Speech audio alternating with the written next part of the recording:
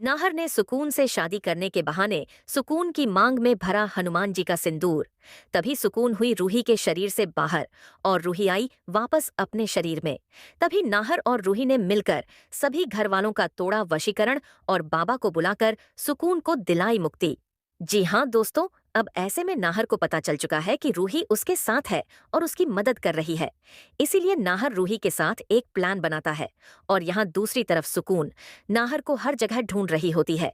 लेकिन सुकून को नाहर कहीं भी नहीं दिखाई देता है, क्योंकि नाहर यह बात अच्छी तरह से जानता है कि अगर उसे सुकून ने देख लिया तो सुकून उसे ब्लैकमेल करने के लिए घर वालों को नुकसान पहुंचा सकती है। इसलिए नहर छुप जाता है। तभी सुकून समझ जाती है कि नाहर उससे छुप रहा है।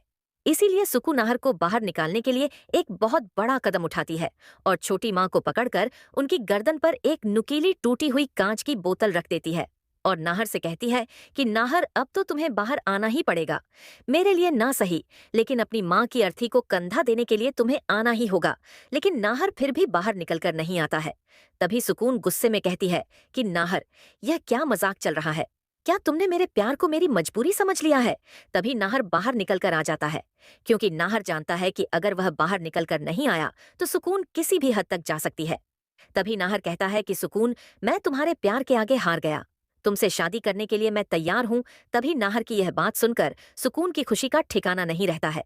तभी सुकून तुरंत अपनी शक्तियों से शादी की सारी तैयारी करती है। तभी सुकून दो फूलों के हार लाती है और एक नहर को देती है।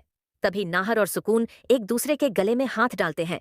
तभी सुकून नाहर को सिंदूर देकर कहती है कि नाहर, अब तुम अपने हाथों से मेरी मांग में सिंदूर भरो। तभी नाहर सुकून की नजरों से बचकर सुकून के दिए हुए सिंदूर को हनुमान जी के सिंदूर जब नाहर हनुमान जी के सिंदूर को सुकून की मांग में भरता है तो अचानक से सुकून को जलन होने लगता है और उसकी आत्मा में से धुआं निकलने लगता है।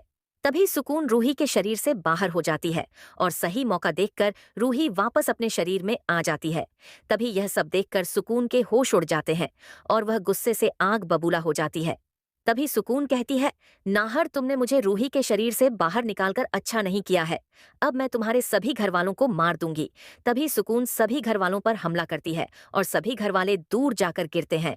और जब सुकून सभी घर वालों की जान लेने वाली होती है, तभी अचानक से एक चमत्कार होता है और तेज हवा चलने लगती है और खाटू श्याम बाबा के मंदिर में हनुमान जी का रखा हुआ सिंदूर उड़कर सभी घर वालों के ऊपर गिर जाता है, जिससे सुकून का वशीकरण टूट जाता है।